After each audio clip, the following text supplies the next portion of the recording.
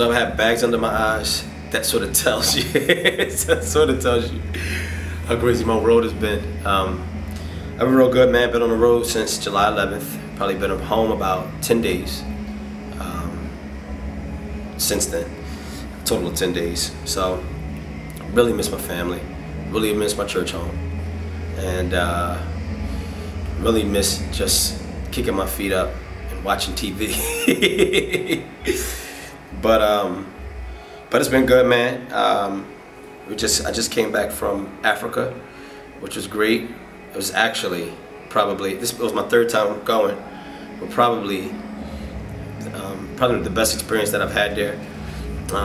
Probably first because we went to 6 different countries, and countries that I had never been to, which was amazing. Then I was out there with all my homies, Ambassador, Sean, T. Black, the whole gang was out there. And the other 2 times I went by myself. So that was crazy. The energy was crazy, the zeal, everything about Africa was just nuts. So that was amazing. Came home for a couple days. The couple days I was home, I was pretty much working on my record because I got deadlines to meet, which I want to say I'm really excited about it, but I'm not because I'm too close to it. I was excited, but I'm so close to it right now. I'm like, is this a good record? No, this is a great record. Is this good? So I feel like bipolar. But yeah, overall, I get excited when I walk away from the album for a little bit and then just come back and listen. I get excited all over again. So I was home working on the album for about a week, and then now I'm out on this rock tour with Family Force 5 and Disciple and Icon for Hire and Willard, Bread of Stone. When I'm home, I do a Bible study for Christian artists, just pouring in. Right now we're going through the book of Corinthians, so that's another reason why I'm really looking forward to getting back home. Once I settle in a little bit, I'll start working on that. I mean, I'll get back into the Bible study, so that's real cool, man. Like doing something outside of the music that is really, I'm seeing the fruit of. I get the chance to see the fruit of my labor, just in terms of like people growing in the faith and understanding how to marry, industry and ministry and art and Christianity and all of that. So that's been real cool. Gearing up for in next year, my wife and I are starting a ministry. People call us all the time, to do stuff, or tell us we need to do stuff. So we really feel like people need to hear from us. And I feel like we got a lot to say, from the scriptures, from our experience, And so we're starting a ministry next year. We have the whole website and everything. Everybody will know about it. And then I'm doing a world tour. So I'm not really doing a state for this new record coming out. I'm not doing a tour in the States. I may do a couple dates, 5 dates. But I'm doing a world tour. I'm doing, I think it's Japan, Europe, Africa, the Caribbeans, and somewhere else. But really excited about that. Really excited about that because that overseas is just nuts. That's another level. And what else? I think that's pretty much it, man. New record, gearing up for a new tour. Me and wifey looking to do ministry. Can't wait to get home to eat Thanksgiving dinner, hang out with the family, buy Christmas gifts and all that good stuff. Oh, that's my favorite, y'all. Can't wait. Oh, I'm excited. And whatever else I said. The record is called Love, Hope, and War. And it's kind of the cycle of life, I think. And those are not in sequential order, because it's probably love, war, and then hope. That's probably more accurate in terms of the sequence. But I think it's the balance of life, and I think it's the cycle of life, where, so many layers to this album. But just to address that aspect of it, I think everything kind of starts off good, even in the course of redemptive history, starts off with everything is lovely, pretty much. And then it falls apart. That's the war.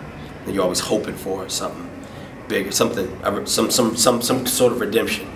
But I think that's just the cycle of life, in relationships and everything, Even in movies, when you watch movies, that's the way movies flow. It all starts off with butterflies and flowers and springtime and everybody's enjoying life and enjoying each other. Then there's a crisis, then there's a happy ending. but you're always at the edge of your seat, like hoping for the happy ending. So love, hope, and war. I think that it's the cycle of life. From a, just from a generic standpoint, if you break it down into parts, the love element is just over the past 3 or 4 years in my journey. Understanding love has been critical for me. God is love, so it is an inexhaustible concept. And it's very difficult to love because it's unnatural. It's not natural to love. To love to some extent, because all of us are in the image of God. All of us can love to some extent, even non-believers. They have a love for one another, and a love for their children. That is a genuine love. But in terms of the kind of love that we're called to by God, that's impossible and it's unnatural, and we don't want to do it. And so I know that my last record was more of a restorative album. More of a here's my journey from brokenness to wholeness. But there were actually a lot of other things that I was learning during that process, and part of it was having seen the lack of love that I had prior to it,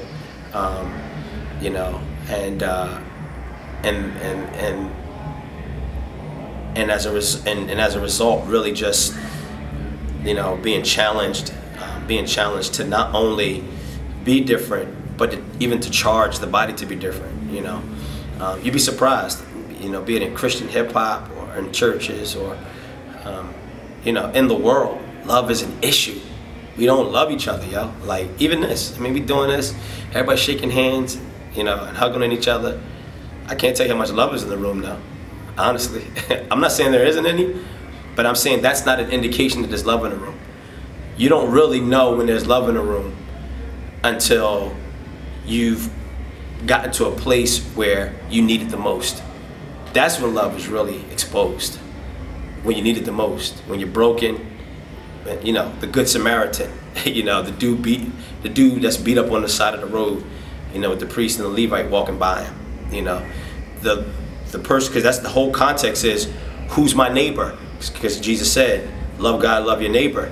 He says, who's my neighbor? And then Jesus proceeds to go on and tell the story, but the whole context is love. And your neighbor, the person who really loves you, is exposed in the time when you need it most. And so what I want to charge, what I've so challenged in my own heart to do, and what I want to charge the body of Christ to do, and charge the Christian hip hop community to do, and the gospel industry to do, and the CCM market to do, is really be loving. I think God is calling us back to a revival of love. And so I'll probably end there, and next time we interview, I'll break down the hope and the war. I'm doing it in segments. But I think this love piece is so critical, man, because love finds expression in so many things, in reconciliation. It finds expression in forgiveness. It finds expression in, so many things, and it finds expression in restoration. But it can only be seen. It only becomes visible in a time where, it only becomes visible when in the worst of conditions. That's it.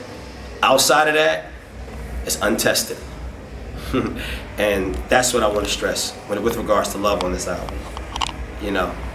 Getting back to, calling us to, not just back to, getting us to consider genuine love, unconditional love, the love that has been exercised towards us, and looking to see that translated in our relationships across the board as the people of God.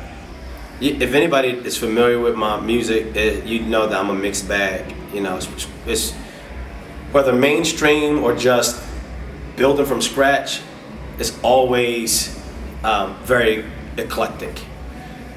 So this album, you know, much like the others, you know, is very, you know, it's a potpourri of sounds. But I dig into, I don't want to give too much away, but I dig into, you know, some of what's very current, you know what I mean? Which has been fun, man. Like, it's been actually fun. I didn't think I'd like it, you know what I mean? But I took a stab at it, and it's been a lot of fun, you know what I mean? Just, you know, messing with different flows and different, you know, sounds that, you know, you just might catch on mainstream radio today. So, you know, this was the season of my life to do it though, because I wouldn't have done it a year ago, you know what I mean? Because I've always been like hard-fast, like, nah, let's be musicians and artists. But this was the time for me to do it, where I really felt like relaxed and comfortable in my own skin doing a mainstream kind of, more mainstream kind of thing. Because some people might listen like, this just sound like regular Truth. So, but it's more mainstream, you know, dealing with a lot of the real young guys. That's what they do. You know, their thumb is on the pulse of what's happening. You know what I mean? So that's been a lot of fun, man. It's been a lot of fun. And I feel real good doing it because I know I've established myself already as an artist. So I'm in a stage where I'm in a phase of my career, I don't try to prove anything. You know what I mean? Which I've really never done that, but I really don't try to prove anything. I just do what I do.